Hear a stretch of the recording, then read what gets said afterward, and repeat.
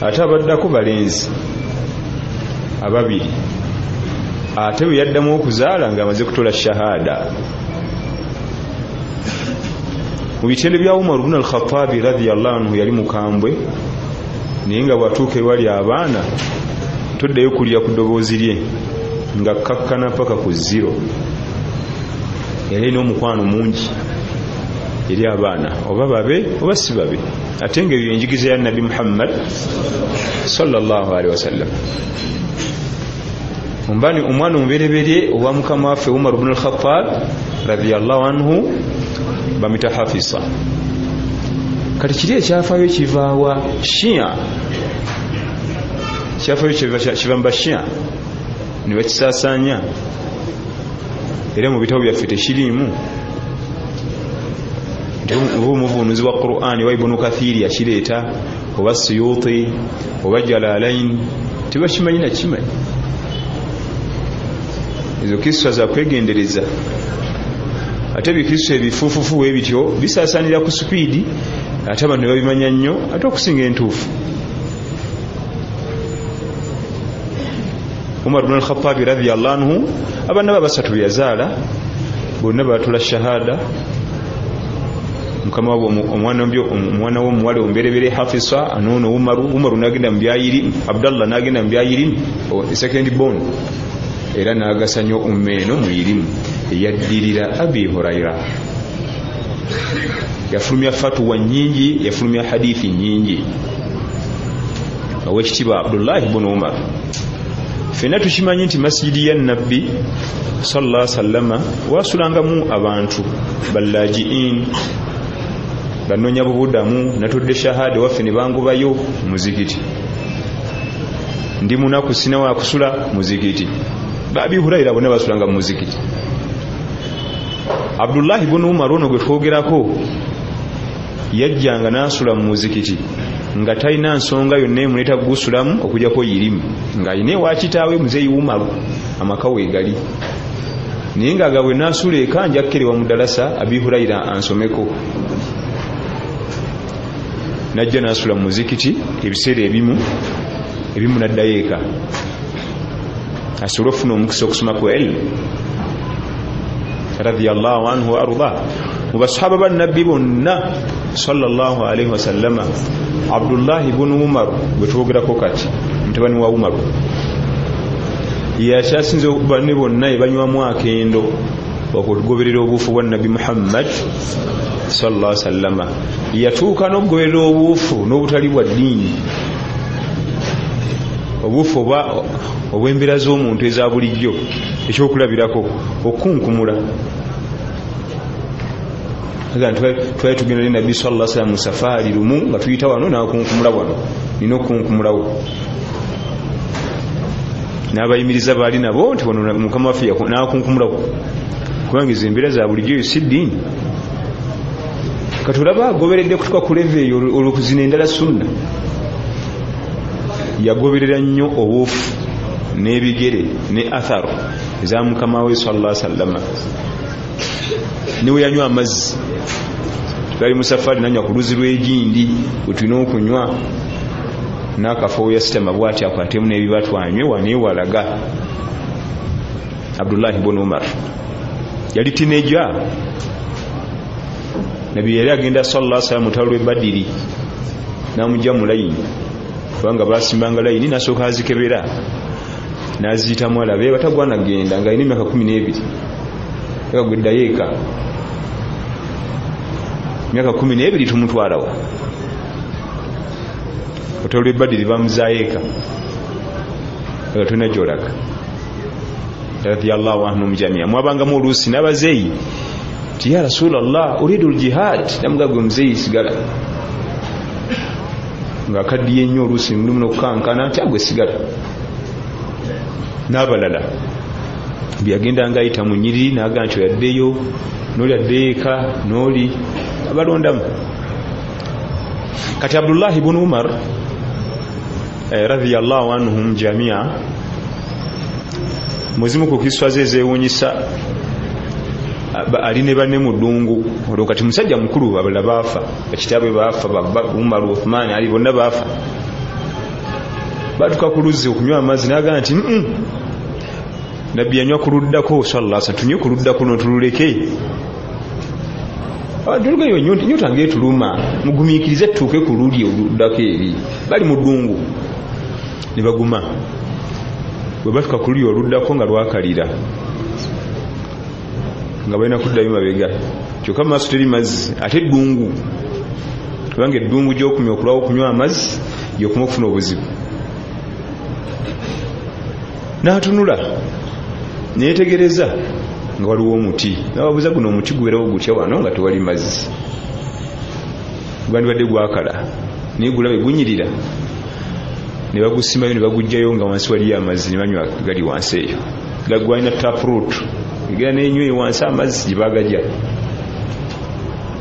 radiyallahu anhum jamia wa arda yafa mu mwaka gwa 75 hijiriya yawangala nnyo kubanga yali muto amakulu wayitawo emyaka 65 mu kyannabbi afa emyaka nga 55 alyoka afa Abdullah ibn Umar ibn al-Khattabi radiyallahu anhum wa arda ebyo bitonotono oyo ne Abi Hurayra ababiri abo bayisukka nnyo okugera hadithi za nabbi sallallahu alaihi wasallam lwaki bayogera nnyo hadithi bali bato abakwata nnyo talina kusuubula tagenda mu katale tagenda kutunda tagenda kukola ki yabeera ate abasajja bakulu bataata baani alina okugenda mu katale anonye ekyokulya ky'abaana ekyokubiri nabbi we yafiira sallallahu alaihi wasallam bo ne badda mu da'awa kutambula eyo mu byalo nabbi ekyo yakiramula bw'ati sallallahu alaihi wasallam ekyo nabbi yakyogerako bw'ati sallallahu alaihi wasallam kati abantu abasomako bwe batandika okwogera nti Abi Hurayra yatugamba nabbi yagamba bw'ati Abi Hurayra yatugamba nabbi yagamba bw'ati kwe kulabika nti balabika nnyo mu irimu tetuyinza kugamba nti abo basinga Abubakar Siddiq okukwata hadithi za nabbi sallallahu alaihi wasallam kubanga Abubakar yasinga bonna naye tiyayogera tiyasomesa omukisa we gwajjira ogw'okusomesa ne bamuwa office nga ye amir era bwe yalabikangako eri abasiraamu nga tayinza kusomesa irimu adda mu mirimu gye tulina waliwo omusajja yadde eyita nabbi egindi twamumaze kati waliwo gwenzirako ali gindi gwenzirako nga namutumira Khalid ibn al-Walid yamusesebbule waliwo bempulira baganya okuwa zaka era amiru ebiseera ebisinga kitono nnyo mulya nga asomesa abamu kwogera development projects ebiwe bityo byabeeramu twagala kukola kino twagala kuzimba muzikiti twagala so nga ate bali Abi Hurayra ate ebya ofisi bimukwatako yo olutuuka tugenze mu hadith tugenze mu fiqh waliwo aya wait kati bo ne baganja nnyo mu kugabirira abantu elimu ate bano ne batasobola kugaba nnyo irimu kubanga ofisi yali bamalawo naye nga balina irimu kubanga Abubakar Siddiq radiyallahu anhum mu bitendo bye huwa khairuhum wa imamuhum haqqan bila butulani yasinga basahaba bonna mu irimu era ye imamu waabwe mukulembeze waabwe ago ge mazima niti yasomesa radiyallahu anhum jamia wa arda era hadithi za Abu Bakr Siddiq yawagenzo zigattagatta tezisuka 18 zonna wamuzi yayogera tezuka 18 sajja ali mu mitwalo tikitegeeza nti yali azimanyi niyo omukisa gwe yafunanga nga tayinza kudda mu irimu ngadda mu kunnyonnyola umma kyetuuseeko kyemaliriza twagala kugenda room kulwana twagala kugenda kugulawo kitundu bwekiti twagala n'ebirala عن ابن عمر رضي الله عنهما أن رسول الله صلى الله عليه وسلم قال أمرت أن أقاتل الناس حتى يشهدوا أن لا إله إلا الله وأن محمدا رسول الله نلاقيروا okulwanyisa abantu mpaka wanatola shahada hatta yashhadu an la ilaha illa Allah wa anna Muhammadan rasulullah. Ni nabi Muhammadi mubaka wa Allah sallallahu alaihi wasallam. Wa yuqimu as-salata, bayimize as-salata, wa yu'tu az-zakata, wa yunzi az-zakata. Fa idha fa'alu dhalika asamu minni dima'ahum wa amwalahum. Bibana kola ebyo emali yaabwe omusaayi gwabwe guba guwonye nga sikyagulwanyisa, sikyayiye musaayi, sijja kubalwanyisa, n'emali yaabwe ewonye. Illa bihaqqi al-islam, okujjako nga waliwo haqqi y'obusiraamu gye bali azaamaanyiza, nja kuyiwa omusaayi gwabwe. Wa hisabuhum ala Allahi ta'ala, naye bajjukire nti okubalibwa kwabwe kuli eri Allah. Makulu kyagali mu bigambo bino. Waliwo entegeera ezimu ze tuba nazo zitali ntuufu. Uliaga nti nabyo labye umiritu an uqatila an-nasa, Allah yandagira ntemeetema abantu hatta yashhadu, mpaka atula shahada gwendeka tugende mu katale twaneko kutematema abantu abatali basiraamu. Siwe kitabo kiri. Da'wa esooka atugambye nti nalagirwa ntemeetema abantu mpaka banatula shahada. Bwe yali e Makka tiyalwana ku lutalo n'olu. Jukira nti Mukama waffe sallallahu alaihi wasallama mu kibuga Makka mwe yasinga okuwangalira emyaka emingi 53. Madina eriyo 10 jenkaaga mu 3. Naye buli owulira ng'erinnya ly'olutalo lwonna manya li Madina, kubanga e Makka tiyalwana. Wadde second age Gazwatul Badiri Madina, Gazwatul Uhudi Madina, Khandaka Madina. Buli owulira lwaki yasuka kula da'wa, n'amala okukola da'wa n'akakasa nti baganye Buganda. Kyokka ate bamala okugaana balagala tebamulwanyise, kubanga bw'otunulira entalo z'e Badiri Madina, abali bagenzeeyo Badiri katundu kaliranye Madina, bali bamulumba. Ate Uhudi mu Madina wennyini, olutalo lwe Uhudi we lwali. Byonna bavanga Makka kilometers 5 ne bajja ne bamulumba. Afdalu salawati llahi wa salamihi wa barakatihi alayhi. Da'wa yesooka okuddawo n'oga abantu nti abo batali basiraamu batamwe tumusekera ate mutamu ati ono mukolako da'wa kumwagazisa ddiini ene yaffe ey'Obuyisiraamu, si mutamisa kiki ddiini onamwagazisa. Nabbi yali ategeeza ki nti umiritu an uqatila an-nasa hatta yashhadu an la ilaha illa Allah, nalagirwa olwanyisa abantu. Da'wa yesooka tulifenna.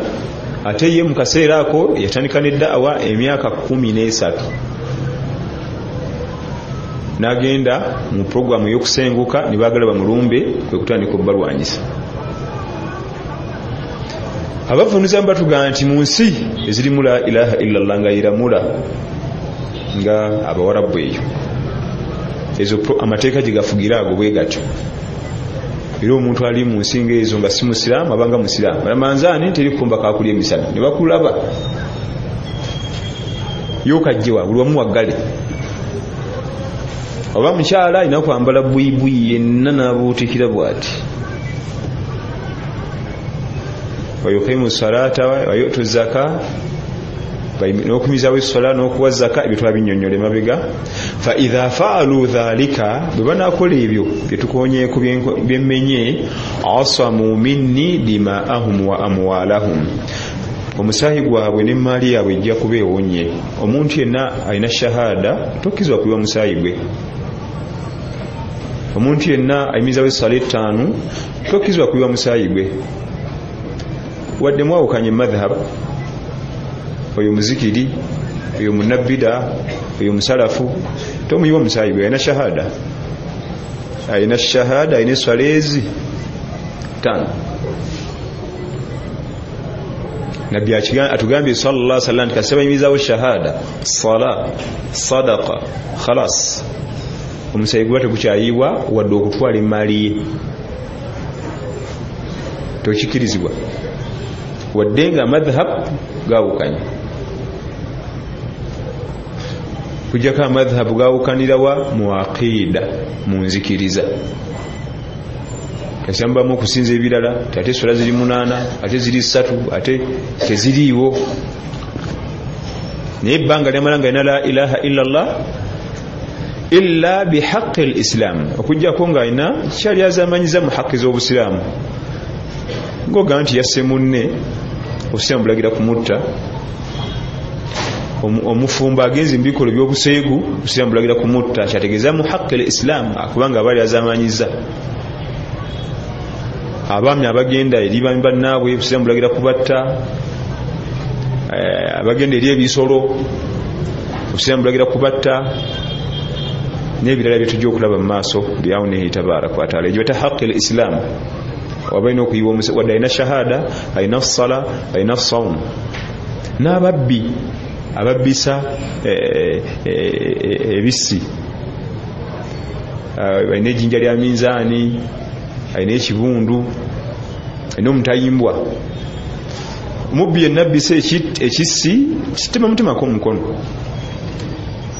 alina kuttibwa buttibwa innama jazaa'u alladhina yuharibuna allaha wa rasulahu wa yas'auna fil ardi fasadan ay yuqattalu omugabo gwabo bonna abalwanyisa Allah tabaaraka wa ta'ala n'ombaka n'okusaasaanya obwononefu mu nsi battibwa buttibwa suratul maida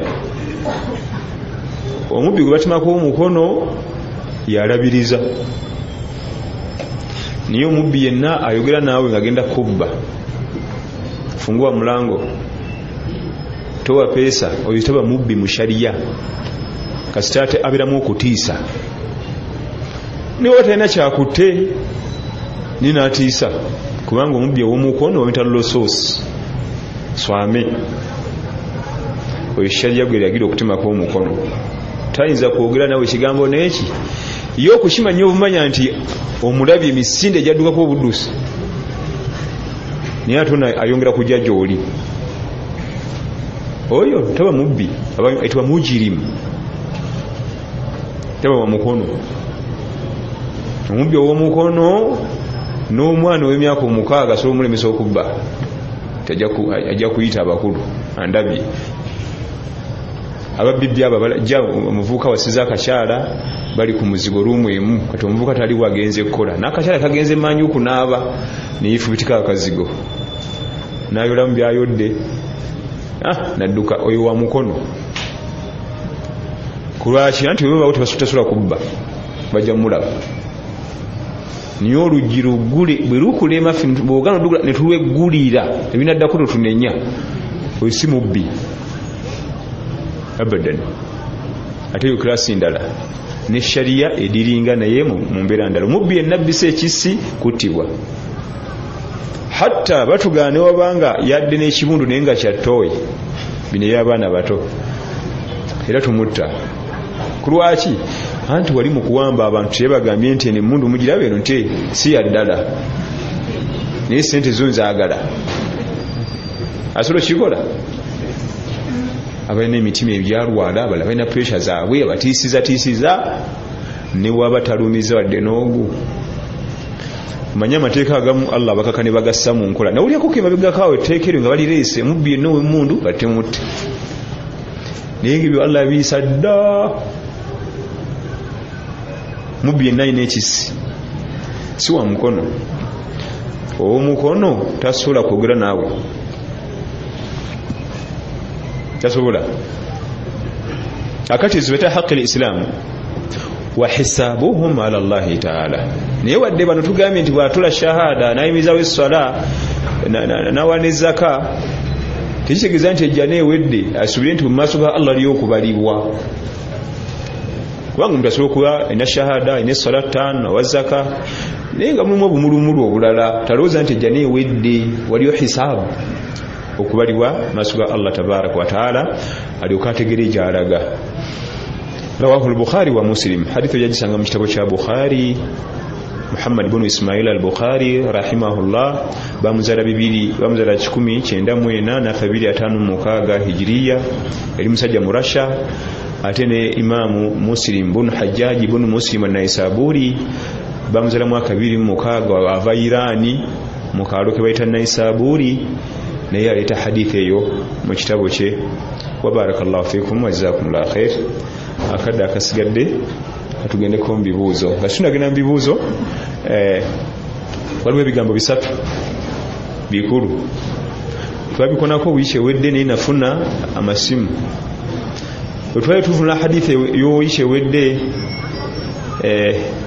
الدين النصيحة قلنا لمن قال لله ولكتابه ولرسوله والأئمة المسلمين وعامتهم. والأئمة المسلمين twaga anti abakulembeze b'obusiraamu bamiteeko ebiri. waliwo abakulembeze b'obusiraamu ab'ebitiibwa nga amir, mufti, qadhi, imam. abo bakulembeze b'obusiraamu balina ebifo kyalina kitiibwa bwe kiti. ne wabawo abakulembeze b'obusiraamu nga talina be bamanyi. abasomesa ba irimu baba bakulembeze ba busiraamu naye tabanaranga yaba overall. era w'omusangira wonna abalina okugasa umma n'agiweereza. bamiteeko ebiri abalina posti nti oyo amirul umma n'abatalina ebbanga lyamala nga basomesa irimu baba bakulembeze. lwaki nabo babawadde obukulembeze? humul ladhina yubassiruna al umma bidiiniha, bebalaga umma eddiini yaabwe, eddiini yaayo nti kino kiri haramu. bwetaba mukulembeze bebamulisiza umma nti katuyite wano ettala weekubya waliwo enzikiza haramu. ekibafuula okuba nti bakulembeze. wabula omumanyi oyo gwe tugenda okuwa positi eyo nti mukulembeze naye talina kiki office, aba n'ebitendo bisatu. bino byatabula abantu, twabyogerako oba tebabitegeera simanyi. ekitendo ekisooka al akhlaq, empisa. ekitendo ekyokubiri al ibada ze. ekitendo ekyokusatu al ilmu, yirimu. oyo bw'omulabanga nga agasse ebyo ebisatu manya mukulembeze wa Buisiraamu, era nyweza akakondo k'empale tomutanga, kubanga ebyo ebisatu tebifunwa. mpisa azirina. ibada, bwe twogera ku ibada tetwogera ku swala 5. izo fena tuzisaala. n'omusajja atunda wali omuceere azikola ki? azisaala. twogera ku ez'ensuusuuba, ekireeyo mu matumbi, ziduha, ziwitiri, qabliya, baadiya, tahiyatul masjid. tetwogera ku lamanzaani kubanga eyo buli omu agikola ki? twogera ku busiba okulala. yirimu, ibada, mpisa. ebyo bibeera ku mwana Adamu, oyo gwe bayitwa omumanyi. bw'ojjako kimu taba mumanyi. kasojjako akakwakulizo kamu taba muki? ate mumanyi wa irimu ate talina mpisa atagenda tugasa. kimu bibiri akubawo egambo bwe liti olwanyiiza avuma abantu. kale empisa azirina, ate talina ibada. mugayavu mu sala, mugayavu mu kusiiba, mugayavu era batakyali mumanyi olwo. kale ebisatu owekitiibwa Sheikhu Ibn Uthaymin rahmatullahi alayhi rahmatan wasi'a yabissaako nnyo essira. wabula ebyo ebisatu bw'obirabanga ku mwana Adamu yenna ate oba olina nawe bikakatako gy'ali. kasi obimulabamu waliwo ebikakatako gy'ali. ekisooka adhabu alayhi, okumwekwatako kubanga aliko ekitangaala. oba oliawo Allah ayinza okukuluŋŋamiza ku oyo n'ofuna ejjana. ekyokubiri okumutaasa, okuba naye. okumutaasa kyeki? mubalabe mutudde awo bali ku sheekhe bamwogerera amafuukuule, bamugeya ate nawe weegasse muli bagee muveeko omusomesa waffe. kibetu mutaasa. olidde Sheikh Ismaila Menk zinali neebuuza dda nti omusajja ono okubeera mu kisaawe neyegazaanya nga talina balabe kijja kitya? nali naakakyebuuza ne wiiki teyawera ne bamulumba nenga nti baasi kati abasajja kudde kubanga kasituka ku leve eyo olina okuweerezebwa enkonyogo, amayinja, ebitiititi, embazzi. kasituka ku eyo leve omuyembe okuli emiyembe gwe gufa enkonyogo n'amayinja okutalya n'akasukayo kasitoki omuntu yenna abaako ebibala alina okufuna enkonyogo ebintu byayirimu bikwewuunyisa babigeraganya n'ebibala omuti gwonna we gubaako ebibala ebingi guzitowanyo ne gukka kwe guti ku ttaka si bwe guli kubanga biba bizitowa n'omuntu lwabeera n'eyirimu nga egasa abaana Adamu ate okwetowaza kuba kungi abakuziro wansi mu mpisa mulinnya nako n'ogenda naye enkonyogo zaafunako obufunyi naye ziva ate mu bali mu levo ye kubanga kati gwe osobola okuwalampa mmenke gwe otandikirewo niye abali mu weyiti ye ebamusobola oyo munabbida oyo munankani simanyi liyo bandanti oba liyo bandanti kyekiki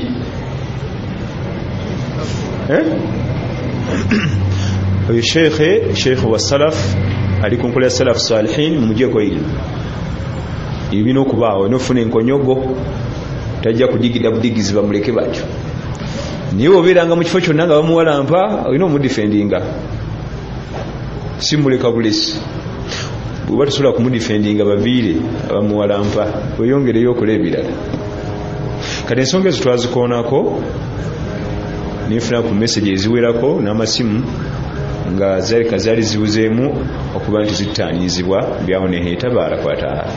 Naam.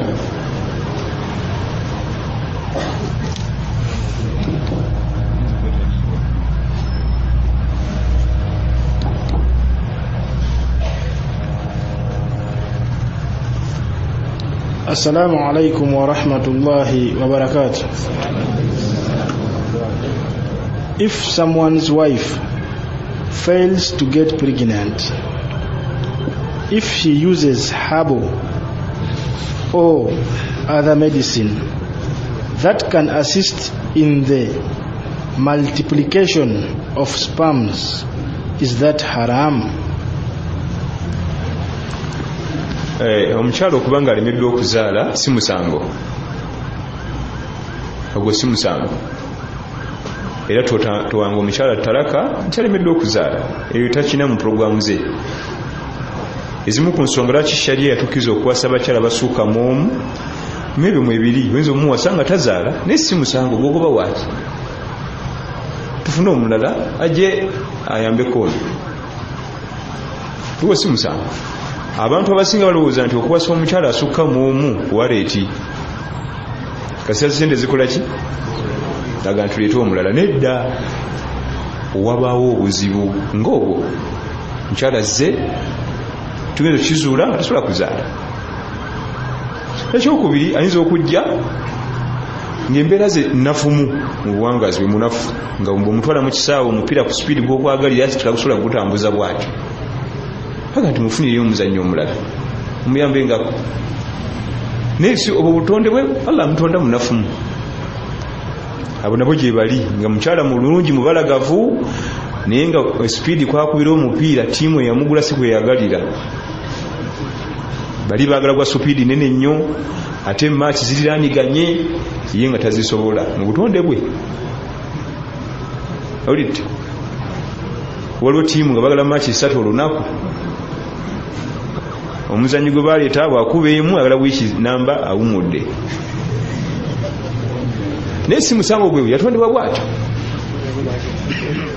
Atugamba nti afunayo omuzanyi omuki omulala. Kakati n'olwa basanyuka oba n'obuuza basanyuse eki?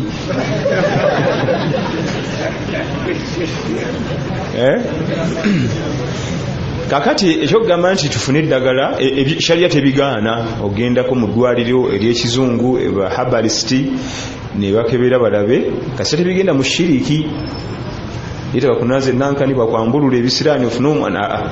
Eddagala lyonna erya medical obasawo ne bakebera mu byuma baga nti alye new fruits alye oba akole bino ensigo zeyongere amajigo eyongeremu ku maanyi tebina buzibu, oba anywe ekigaji oba mululuuzi naye kalumanywera ali mu kugenda mu shiriki. Abasawo bano abaffe bwe balimwa khalas tetuna puroguramu ndala. Ekisookera ddala mu byonna kisooka otekeyo edduwa.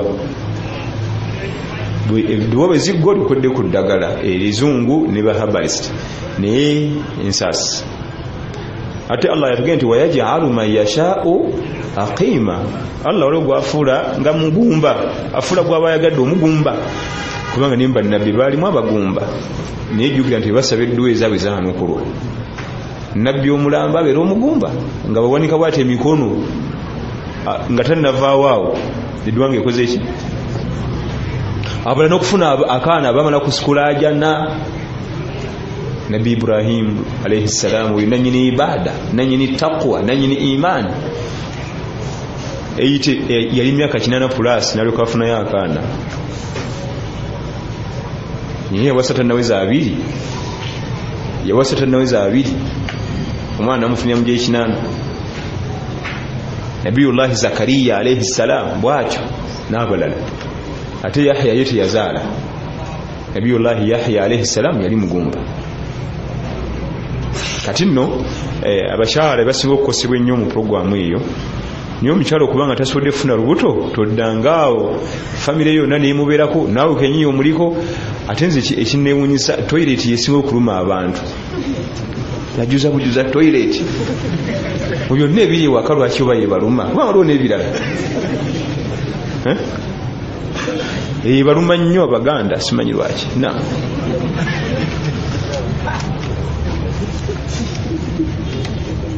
Assalamu alaikum wa rahmatullahi wa barakatuh. Omukyala bw'aba asibye enviiri naye nga tayunzeeko wadde mu nnaaba 3 lunaaba ki lwalina okusooka okusumulula enviiri ze naddi lwatalina kusooka kusumulula nviiri? Ennaaba 3 ategezamu janaba, aljanaba, hayd ne nifas. Ennaaba 2 والحيض والنفساء أصل واحد عند انقطاع الدم يغتسلان.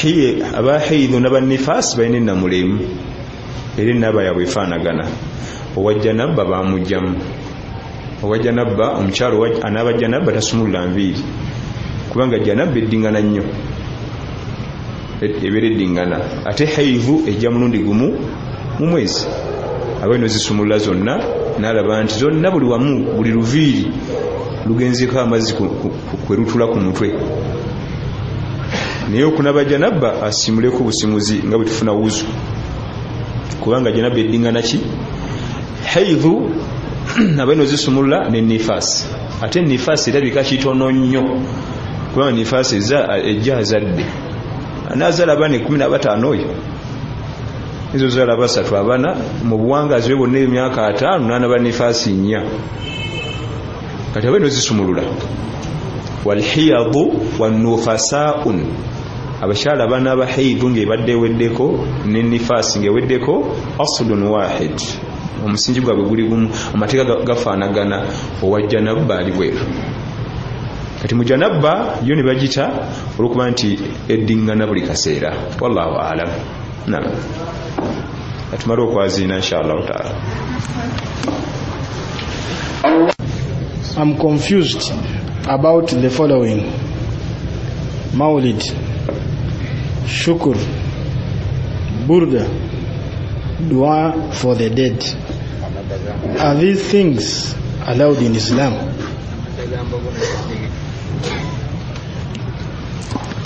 Maulidi, Burda, Edwa y'omufu ne Shukuru. Tuyinza okujjamu Shukuru ntugiteeka ebbali. Maulid kiva mu wilad okuzaalibwa. Abamu balaba nti okuza amazaalibwa ga Nabbi sallallahu alaihi wasallam kikulu naye kibakubanga kikulu eyandisoose ogakuza oba abatusinga okumwagala kubanga ffe tutya nnyo okwerimba mutwagala Nabbi sallallahu alaihi wasallam naye nga wotegerera nti ffe tumwagala otunulira enkolaganayo ne banneeka omukyala engeri gy'omuyisaamu toyagala Nabbi sallallahu alaihi wasallam. Abalwa bali bamwagala ng'enneeyisa yaabwe eri mukyala we yenneeyisa ya Nabbi sallallahu alaihi wasallam ne bakyala be gye yayigiriza otunulira enkolaganayo ne banno ku dduuka yeeyo Nabbi gye yatuyigiriza sallallahu alaihi wasallam ate nitumanyi tugamba nti tumwagala. bali abali bamwagala bemanisoso okukola mawulid temanyikiddwa mu Busiraamu yava mbasajja bagagagagga nga bagala kuyiwayiwa ku ssente balye ku mmere naye nga temanyikiddwa mu bannaddiini abali serious.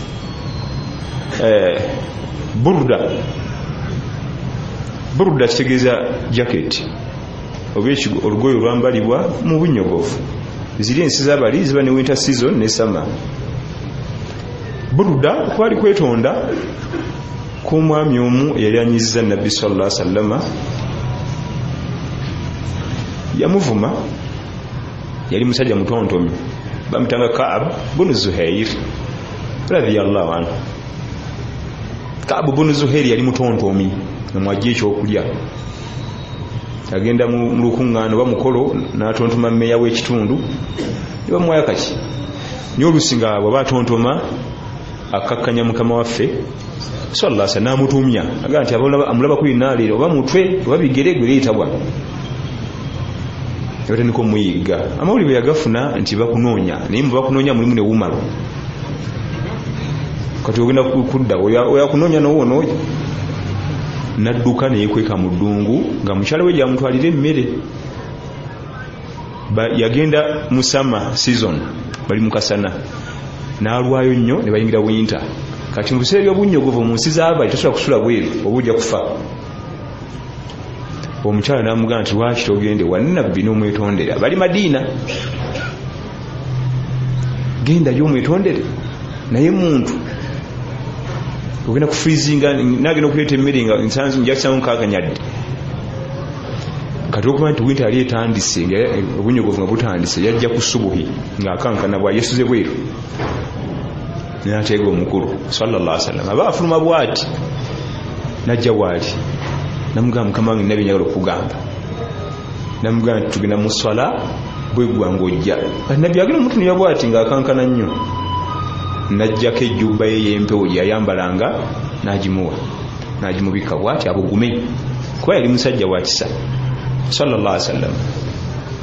Ne basala subuhi Nabbi asoma adhikaari sallallahu alaihi wasallam aziwa obudde butandika okutangaala.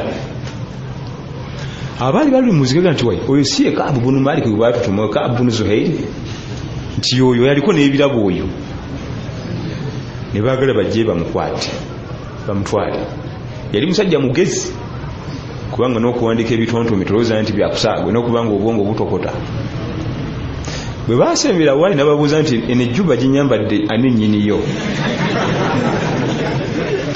kubanga ejjubba eyo baagikola ng'eri special ya Nabi Muhammad sallallahu alaihi wasallam ya winter, ajambala mu winter n'okusomera mu kutuba ezayidi mu winter, kutuba ezajjuma mu winter nga teri mulala agirina. Bamugamba nti ejjubba gyoyambadde ya Nabi sallallahu alaihi wasallam bwe wali ojambaddeko ggwe nti nedda ssebo ate ggwe kakati ne munzanyireko mumanye enkolagana yange ne Nabbi yabatuma ate engoye ze nyambadde ate kumwe teri yali afunye mukisa kola ki nebyo Nabbi yetu yabiwulira sallallahu alaihi wasallam yali walako nga bali bamufunziza. Bwe yamala azikalize n'amulaga sayini nti kola ki jangu najja namugamba nti nze Ka'b bin Zuhair. Ekitontome kyeyali amaze okutunga kyagenda okuteekayo asonyiyiwe yali tannakiwa linnya ng'omuyimbi wawandika oluyimba nga tannaluwa linnya. Kati ekitontome kye yali amaze dde okiteeka mu mutwe era kitandika nti nubbiitu anna rasula awaadani, amawulire gantuukako nti rasulu sallallahu alaihi wasallam yantumya. Walafu inda rasul ma'muru, niyo okusonyiwa ku nabbi wa Allah kiragiro. Olina kunkola ki? Kati ekitontome ekyo kiwanvumu yali tannakiwa linnya. Bwe bamuwa buruda eri ya Nabbi agati burudatu rasul, ekikunta kyani naye mbogo nagwo gwafuka mukolo mukulu mu ddiini yaffe, mukolo mukulu. Tugenda mu buruda yali yeetonda byali anyiiziza sallallahu alaihi wasallam era yamusonyiwa, era mubiraga nti yamusonyiwa ne buruda teyagimugjaako. ejubba ya wuulu bagikola mu wuulu yali ya bbeeyi tiyagimujjaako yagisigaza eyo nno gyolaba mu njogera ya leero ng'erya sho okugijjayo bweti eya nabbi sallallahu alaihi wasallam yagitambulirangamu mu wintana yagaano bamwetalira agibaguze yagaano kaga tukubamu sente bweziti naga tekisoboka mpulira bagamba mu bazungu eyo nti omuzannyo w'amaanyi ennyo essaati gyabakubiddemu omupiira n'amala agikuwa egula sente ensu oba engatto eyatebye eggoolo engatto ng'engatto eza bulijjo naye mbuloko yatebye kiki olwo lutalo bagitunda buwanana kakati Buruda si mukolo Kaabu bunu Zuhair radiyallahu anhu era agenze kwetondera mukulu sallallahu alaihi wasallam kakati mukolo guvaawo lwaki ebigambo ebyo babiwanika nga ne babiterekana kati weebiri ebya Buruda kati ng'ebyo bitontome bye bikuma olulimi Oluwarabu olulimi lwonna okuumibwa bitontome ngero n'ebikoco kati okuba nti olulimi lwaffe Oluwarabu mwe muli Qur'an mwe muli hadith obusiraamu bwonna bwe butambulira lulina okukuumibwa ennyo abasajja abaali abagezigezi ng'abo ebitontome ebyabwe byanootingibwa wansi ebiterekebwa okukuuma ki olulimi okukuuma ki olulimi lwonna lunywera bisoko bitontome bikoco ngero olulimi lwonna okunywera balina okuba n'ebyo kasita bibulamu lubula ne lufa ne bateekamu oluzungu bateekamu olufalansa nosanga olimu ayogera ennimi nga nnya mu sentensi emu oluganda oluswayiri n'ateekamu oluzungu naye nga ye tafaayo ey'omuwarabu takikola kubanga ebitabo ebyo byabayamba bo baali babiwandika kuuma nnimi tetwabijjamu ibaada endala ebadde ki mukolo ky'omulala gwadda okwebaza Allah okutuwa ekyengera eyo ogwo mukolo bweguli naye tebadduwa ekyokulabirako okwebaza Allah tuwa ekizimbe amaka tugenda gayingira twagala kwebaza ku ki ekiriwo ekikulu awo kuyita ku bantu balisa bamiteeka ebiri bye tuyita ekisookerera banaku ate muyita bagagga bannamu omukolo gwonna ogw'okwebaza kiba kijjulo abalina obwetaavu eri ekijjulo be banaku alya n'akagumba n'akameketa naye ayita mugagga munne oluusi ajja yakusse nadda n'alyoka akwatakwatamu n'asinyisa enkoko yaffe n'agisuula ne bayiwa omukolo mu busiraamu guggumira abantu bamiteeka ebiri omuteeko ogusooka banaku buli olabanga omukolo nga kuliko abaddugala bangi gumanya gwa bbeeyi ate ffe tumanyi nti kuggumira baminisita kwaddeko b'emipi 6 bambasada 15 ogwo guba guwewuse era oli akugamba nti okumanya omukolo gwabadde gwa bbeeyi gwasombodde abanene bonna ogwo guba tegukyali gwa bbeeyi guba gugudde bbeeyi ogw'ebbeeyi kubaako baddugala yalinga agenda okugwa eddalu n'ataligwa n'asigala wakati awo awulidde kubanga oyo omutuma n'agenda n'aleeta by'omutumye yakoma wakati era oba okulagana naye abo banyweza omukolo abookubiri abamanyi bayirimu abamanyi bayirimu lwaki anti bajja kugayidinga nti wano ova kumulamwa ekyo kiri haramu kijjeemu nekiri naye wano embaga okugumira nkuliko abayimbi nga 3-4 abanyi b'enjaga olwo embaga eggumidde mwenge enjaga abo balina kugumiza omukolo gwewuka gwewusi kakati kibayita shukuru kuliisa kwebaza Allah owekubanaku eki bwoba oyagala okuyita ku banno bagagga banno si kibi naye balina kubaako nga percentage yabwe entono ka percentage yakabe ku 10 bawe 10 8 ojiwa abanaku 10 ojiwa abayirimu 100%. niyo oli ateeka ne ready top ku gate yenna simanyi zijidde ku bigere zijidde ku boda abo bagobe twagala ba Moroka abagenda okulya emmere abagobi alesi bagenda jiwa فقد ثبت عنه صلى الله عليه وسلم أنه قال شر الطعام طعام الوليمة emmere esinga okuba embi mu dunia muno yemmere y'emikolo yudaa lighairi ahliha bayita batali banyiniyo kubanga omusajja omugagga gwoyita ku mulimu alya nkoko ewaka ennyama ejjudde mu firiji kati kiki kipya kyogenda omulaga naye musajja wattu ku mulimu alya kikomando n'amazzi ga bisatu oluusi ne kibula n'asiiba waawo ojja omulaga ekkakoko ne kabasmati kyate babiyiwe oyo ayinza okugaa nti babiyiwe afaafaagana nabyo bwe bireebera mu sefuliya abisiba omugagga asiba emmere yagirazeewa nga neekayo ebyo bijjuddeyo ebyo essuti ze zigenda eziddugale era baba ne butishu eno alya bwasiimula bwati essuti tekola ki niye omunaku asooka n'atula ku ttaka awo wansi ezo byengoye tujja kuzooza entyo ne zimuyitamu ate alya bwasoma edduwa mwami ono Allah amuddizeewo mbadde ndudde okulya kanyamajjama eyo edduwa olabanga ey'okusaaga eyo edduwa era Umar ibn al-Khattabi radiyallahu anhu nga ye amir al-mu'minina yalinga ino omukolo mu makaage abo nga bayita ate ye nga wanjawulo nga ajja n'atula nabo ku lusaniya n'alya somba mazzi ku kyalo nze nsima ebiswa nze nzijawo embwa ezifudde mu kkubo abo bayita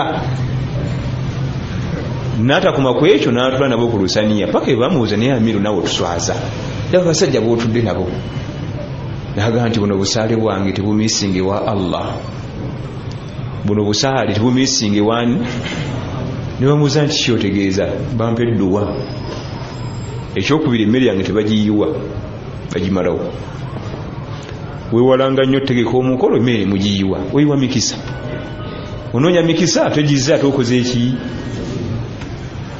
obusaale bwange tebumiisinge ewa Allah emirundi egi mudduwa n'emmere yange tebagiyiwa niyo osanga omukolo gw'omugagga nga emmere yafumbiddwa baliddeko 50% endala yonna kasasiro bafuna n'ekibaketi ekinene bagenda ogiyiwa efise ku lwaki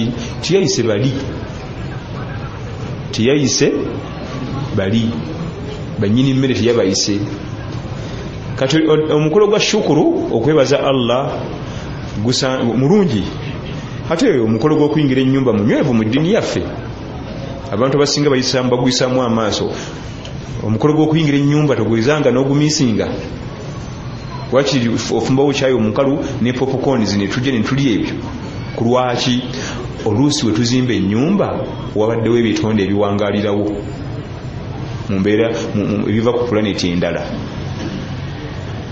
gwetunula edda nga tusoma primary gye baazikanga bafu kati ate waliwo mayumba emirambo egyali awo gyalagawo